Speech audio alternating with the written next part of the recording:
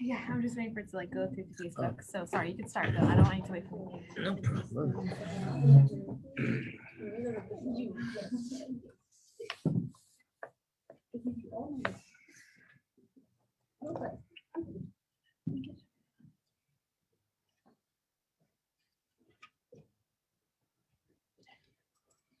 Okay. So we're having this class today because today is Chof Adar. Chof Adar is the birthday of our Rebbetzin, and therefore that in itself is a reason to have a Farbrengen.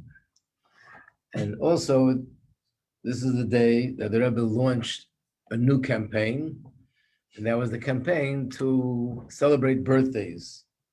So I want to talk about this a little bit about everything, about the Rebbetzin, about birthday, about celebrating birthdays, and the significance of this day, Chof Adar. First of all, before we go into that, to add another interesting point, does anyone remember from many, many months ago, the date Chof Elul? The creation of the world. So the world was created on Chof Elul. And why do we say it was created on Rosh Hashanah? Right, so the world was created on Rosh Hashanah, but being that man was created on Rosh Hashanah, that's when Adam and Chava were created, but they were created on Friday, so the world itself was created 6 days earlier. If we make the calculation, the day that the actual world was created was the 25th of Elul, and 6 days later is Rosh Hashanah. However, there's another opinion in Gemara. There are two sages. One, his name is Rebbe Lazar, and one sage is Rebbe Yeshua. Rebbe Yeshua says that the world was actually created not on Rosh Hashanah, the way we know it, but on the first day of Nisan. We don't practice that, but his opinion would have been that we're supposed to celebrate the creation of the world Nisan time. So if Adam and Chava were created on the first day of Nisan, when was the world created? Chof Adar. So today is also the birthday of the world, according to that opinion. And of course, you're probably used to this already, that in Chassidus, when you have two opinions, we try to reconcile that both are really true. And here, in this case, it's also the same. There's an explanation that's given that just like a human being, before we do something, we think about it. I mean, regular people, they think about it first, and then they do it. So to Hashem, first he thought about creation, and then he actually created the world. So both are true.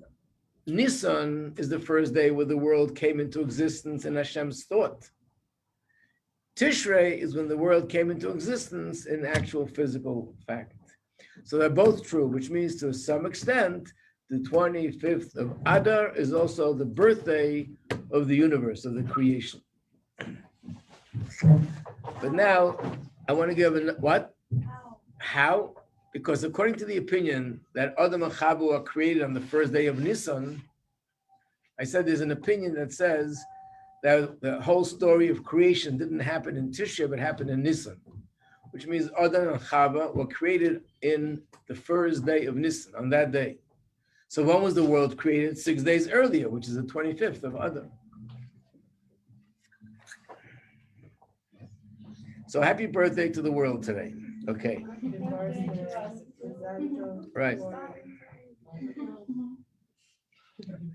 And just in general, we usually have people that come here, women who knew the Rebbetzin, they speak about the Rebbetzin. I think if you go online today, tomorrow, you'll see stories that people have about the Rebbetzin.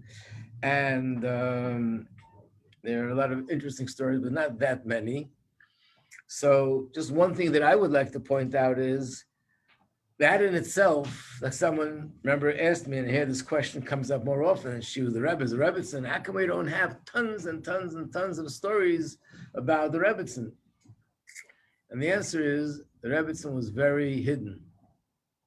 And if you think of it, there's probably hardly anybody in the world that was so sort of exposed to the whole world like the Rebbe. Every move, every davening, every farbrengen, every word, every dollar is people's always videos and what is he doing now, and where's he walking, and where's he going, and what is he saying. You'd expect the Rebbetzin would be somewhere in that area. People hardly saw her, people hardly heard from her. And of course, she had a tremendous role. And I mentioned this on Chof Shvat, I'm not going to repeat it again, how the Rebbe's schedule and the way of doing things changed almost 180 degrees after Chof Shvat, which shows that the Rebbetzins' absence made a huge difference. Something changed in a huge way. But the fact that with all that, she was unknown and not seen and not up there in the front, could have had all the honor in the world, is actually one of the greatest things about the Rebbetzin, her humility and her being away and being more into herself than being out there on the public platform, which in today's world, this is the true definition of success. When you're out there and you're attracting attention, and everybody sees you and talks about you. And here we see the opposite.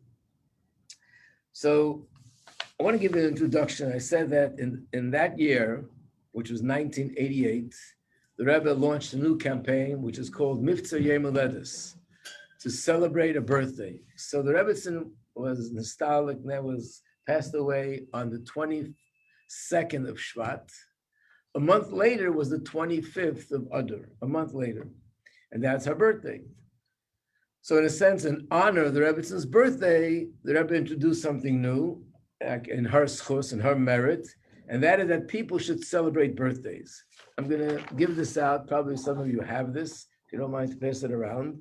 And we'll go over a little bit. The Rebbe introduced sort of 10 points of how we should celebrate birthdays, 10 practical things to do when a birthday comes around. So first I want to give a general introduction. There are other campaigns that the Rebbe introduced. There's the Mivtza Tefillin campaign, the campaign that women should light Shabbos candles, the campaign that women should bring children into the world, the campaign for a Jewish education. Now, on the surface, it appears to be that these are just very interesting, good ideas. And I remember I was once at an event and there was a rabbi speaking. This rabbi was not a chassid, but very good friend of Chabad. Not only a good friend of Chabad, but the Rebbe actually had a very personal relationship with him. And he would do things for the Rebbe that no one else could do, and he was able to do it very close, and he admired the Rebbe very much. And he was speaking about the Rebbe at this event, and he said that he doesn't know if he knows anybody in the world that's so innovative and creative like the Rebbe, that the Rebbe thinks of such amazing, brilliant ideas. And he gave the example, which he gave was Tzivas Hashem. Imagine to take Jewish children, boys and girls, organize them like the Boy Scouts or Girl Scouts, and use it in a way to do more mitzvahs and to serve Hashem. Like, it's brilliant, and we know how much it changed and had the impact it had on the entire world in terms of boys and girls, Tzivas Hashem. It's a huge. And what he said is really true. But as a chassid, we know there's something deeper. The Rebbe doesn't just come up with good ideas, because this good idea was in 1981. The Rebbe couldn't have thought of this good idea in 1971, maybe 1961, or 1951. In 1967, when the Six-Day War broke out, the Rebbe launched a campaign that Jews should put on tefillin. Since then, literally millions and millions of men put on tefillin, some of them for the first time. And in many cases, they're putting on tefillin one time led to another mitzvah and another mitzvah, and sometimes completely led to the complete involvement in Yiddishkeit and Torah. It's a brilliant idea. The Rebbe couldn't have thought of it a few years earlier. There were other wars in Israel before 1967. So what's the answer? The answer is, when the Rebbe comes out with a campaign, it's more than just a good idea. It means it's something that's has more spiritual meaning to it, that the Rebbe sees, because he is a Rebbe, a person who has a higher spiritual perception. He sees that now the world. There's a door that's opening up, a heavenly door, a spiritual door, that if you approach a Jew to put on tefillin, his heart will be more open than it was before. And now he's going to be approachable in this area.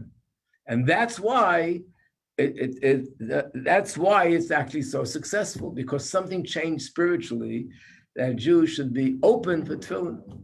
And then when the Rebbe came out later with the new mitzvah, women should light Shabbos candles, couldn't have thought of that before.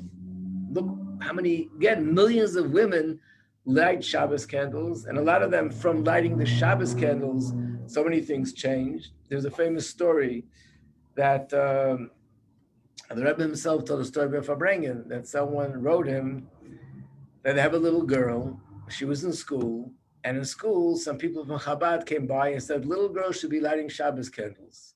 She came home and she told her mother she wants to light Shabbos candles. They weren't religious. They didn't light Shabbos candles. So they said, no, we don't do that in this house.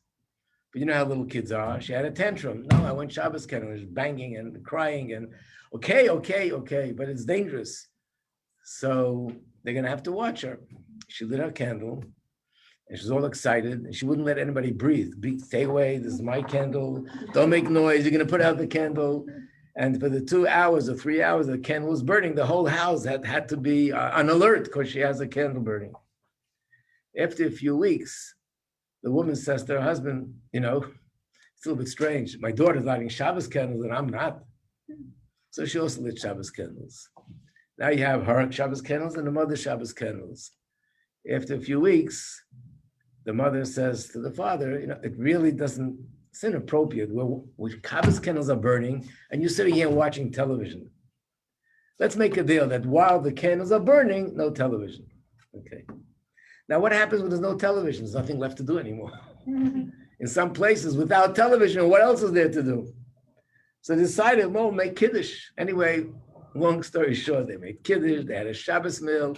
One thing led to another, and the whole house eventually turned around from this little girl's Shabbos candles. So we know that it's a brilliant idea. We know, I personally know, I'm sure everyone here knows, so many people that their life changed. So why didn't the Rebbe do it earlier? And the answer is something happened spiritually when the Rebbe came out with this in the mid-1970s.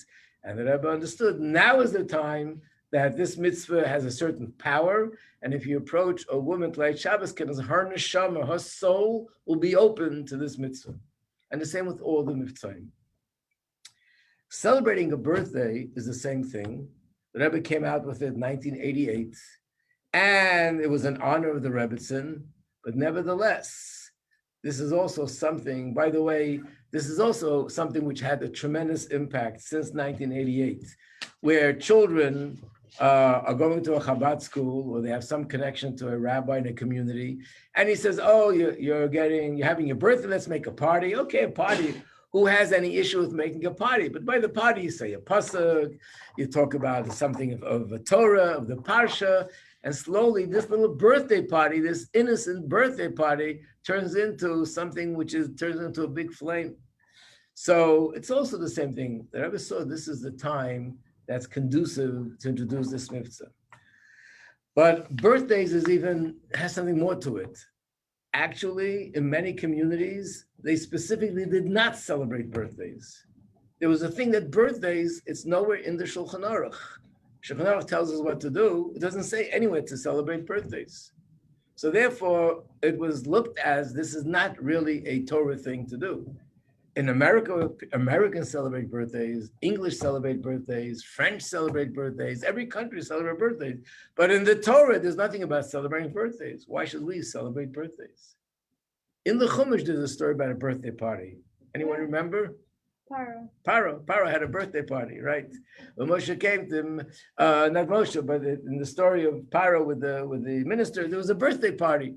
So people would joke and say, you know who celebrates birthday parties? Paro, it's not a Jewish thing. The Rebbe, however, showed many sources, I'll mention some of them, where we find in the Torah the importance of celebrating a birthday party. But apparently there was a time, and a very long time, that this was not something that we focused on. In the year 1988, on the 25th of Adar, that year, the Rebbe saw that now is the time that this part of Yiddishkeit could be spread and practiced and could inspire people in a way like never before. And since that point on, he introduced the union of celebrating birthdays. Now, first of all, the way to explain celebrating birthdays is a very simple way. There's a halacha that if a person's life was in danger and your life was saved, you're supposed to thank Hashem. You make a bracha. And there's a bracha called Hagoimel. In the times of the Beis Hamikdash, they would bring a carbon. So if a person was, God forbid, sick, and it was a serious condition, and then they were healed and cured, they would make a bracha with Hashem's name.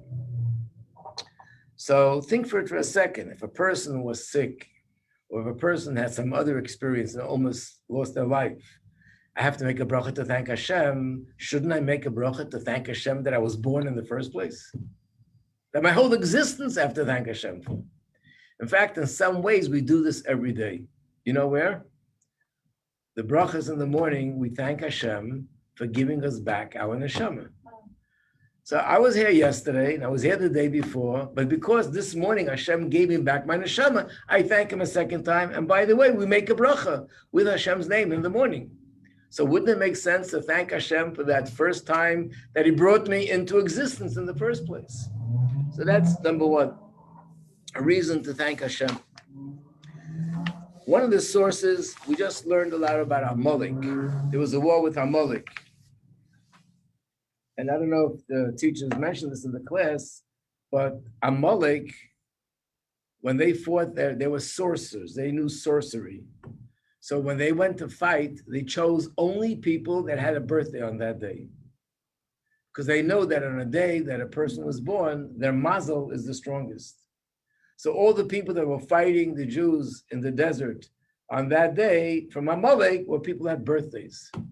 Because the Mazel is the strongest. What did Moshe Rabbeinu do?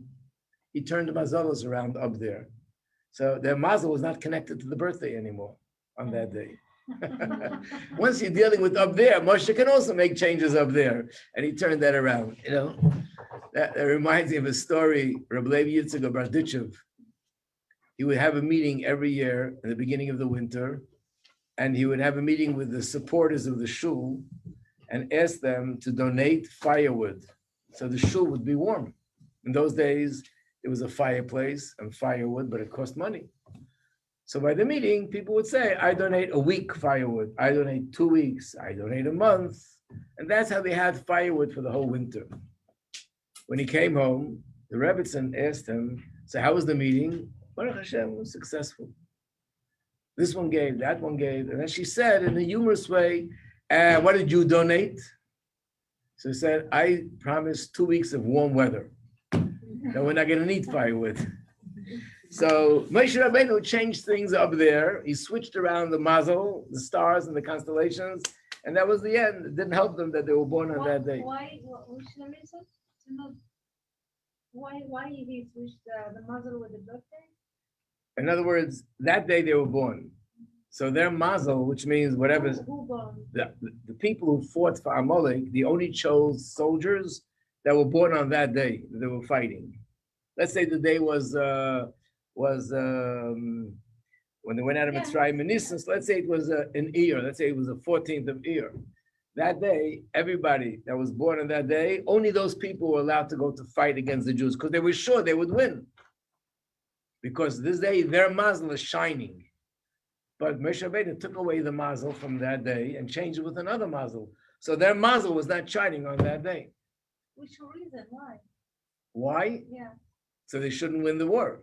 The reason why they thought they could surely win against the Jews because their Mazel is shining. Okay. So he took away the Mazel, and it was out of order, out of business. And then, of course, we all know the story with Haman, that he thought that a month of Adar is a perfect day to kill the Yidden because Moshe died in Adar, and then he didn't realize that Moshe was born in Adar, and because of that, his Mazel was the strongest, and in that merit, our lives were saved. And there's another thing, and that is that there's a pasuk. The pasuk is in one of the books of the Nevi'im, one of the books of the prophets in Yecheskel. It talks about going out of Egypt, and it says, on your birthday, when you went out of Egypt, comparing Egypt to a birthday. And the reason why it's like a birthday is because just like a baby, before the baby is born, it doesn't have its own identity. It's part of the mother. And when the baby is born, what's really happening, it didn't really become created a second. It was already there before, hands and feet and eyes and nose and mouth, but it didn't have its own life. Birth means that the baby now, you cut the cord, the baby now has its own individual life, independent of the mother. So before, the Yidden lived in Egypt, and we were under the control of Egypt and under the rule of Egypt, and therefore we were not independent and certainly couldn't serve Hashem the way we want. Going out of Egypt was spiritually our birthday. So from this we see that going out of Gullus is, figuratively speaking, a birthday. In a spiritual sense, that's our birthday. So therefore, the Rebbe says that if every one of us will celebrate our birthday on a personal level, that'll lead us to be celebrating the birthday on a collective level, which is the birthday of all the Yidden.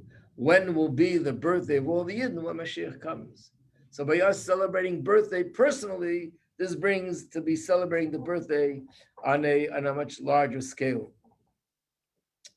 And the question is, one more thing, that a birthday is not only celebrating the past. Normally you think of it this way, okay, this is the day I was brought into the world, so I'm thanking Hashem. In fact, one of the opinions why we make a big celebration on a bar mitzvah or a bas mitzvah is because really when a baby is born, the baby should be celebrating and thanking Hashem. But a baby can't do that. I mean, the parents thank Hashem, but the baby himself should be thanking Hashem. The baby can't do that. And as long as the baby is young, they don't have any responsibility according to Torah. When is the first moment that a boy or a girl becomes responsible with mitzvahs?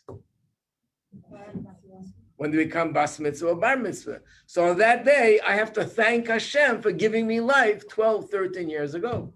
That's another way of explaining why we celebrate bar mitzvah and bas mitzvah. It's actually thanking Hashem, the first opportunity that I have as a responsible adult to thank Hashem for giving me life and giving me my identity in the first place.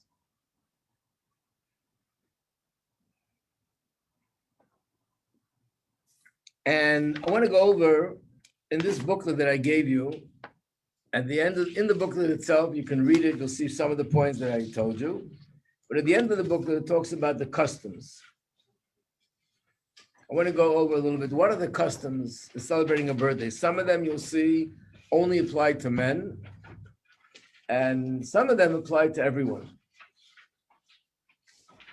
The first one is, it is customary to be called to the Torah on the Shabbos preceding your birthday. When the birthday occurs on a day that the Torah is read, you should also be called to the Torah on that day. So if a person has a birthday on a Monday or a Thursday, they'd be called up to the Torah twice, once on Shabbos and the other on the day of their birthday. Why? What's behind this? And the reason why you need to know it is because in Yirut Hashem, your husbands will be having birthdays, and your boys that you'll be raising will be having birthdays, and you want to make sure that they get called up to the Torah. You say, I remember learning the others that you're supposed to have an aliyah. Go to shul, get an aliyah. Take care. So what's the reason for this?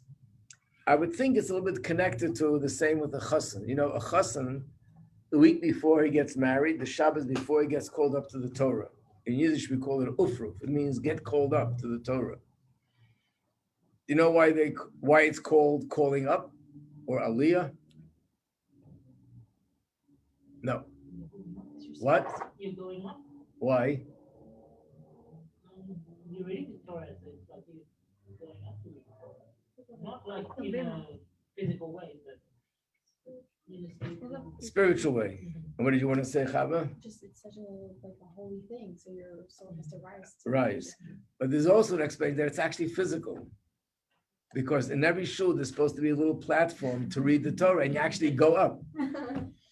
Now, it's interesting that we don't see it today, but years ago in the shul, the place where the chazan davens, where he leads the prayers, used to have a step to go down.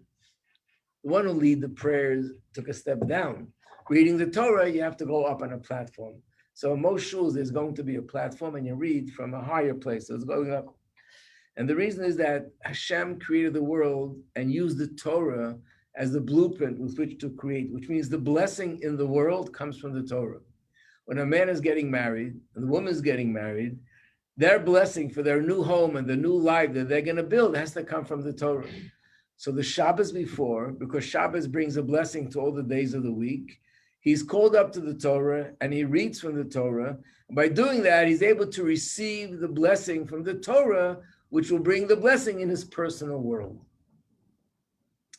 There's a medrash that says that the Torah is like blueprints. When a person is building a house, he has blueprints, a piece of paper with all the plans, and he looks here, and then he builds. He looks there, okay, we need a door here, we need a window here, we need this on the right side, this on the left side. So when Hashem created the world, he also had blueprints, the Torah.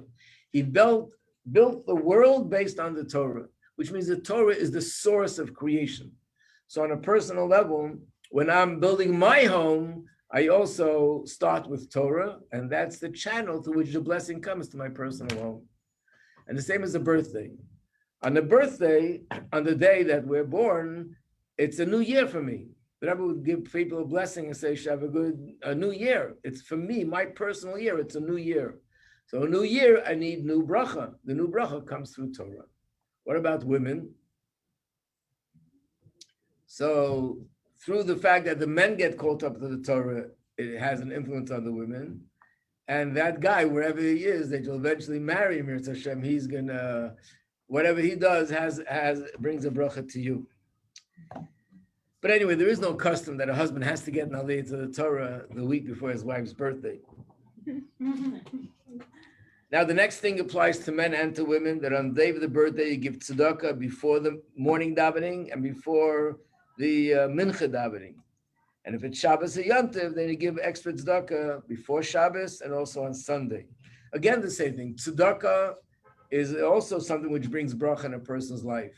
So on the day that I need Hashem's bracha for a new year, this day that I have a birthday is a day that it's like Rosh Hashanah for me personally. On this day, Hashem gives me bracha for the rest of the year. So it's through tzedakah. And being that there's a third thing, the three pillars to the world, Torah, tefillah, and tzedakah. So we have to also add in prayer. We daven with more kavanah, with more concentration. But the Rebbe also says to actually add in Tehillim. If possible, to read one complete book of Tehillim. Tehillim is broken up in 5 books, and that corresponds to the 5 books of the Torah. So you should try to do at least one complete book of Tehillim. This, again, everybody can do. Number 4, to study the chapter that corresponds to your age. So we know that when a person is 22, that year they'll recite chapter 23 in Tehillim. If you're 23, you recite chapter 24 in Tehillim, because it's your 24th year. So therefore, on the day of the birthday where you're changing and you're reading a new chapter, that's the day to learn the chapter and have a better understanding of the chapter. And that's going to be again, a channel for bracha. Now, you should add in Torah study.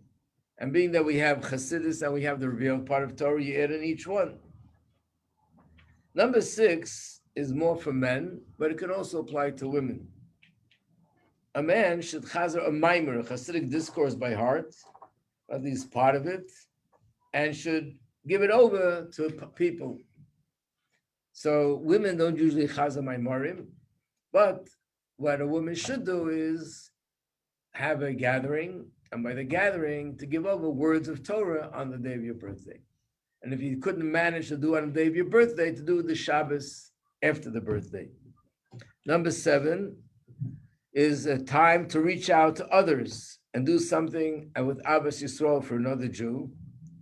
Number 8 is a time to sit back a little bit and just think about what the year was like and what I can improve for the new year. Because for us, the new year isn't just another year on the calendar.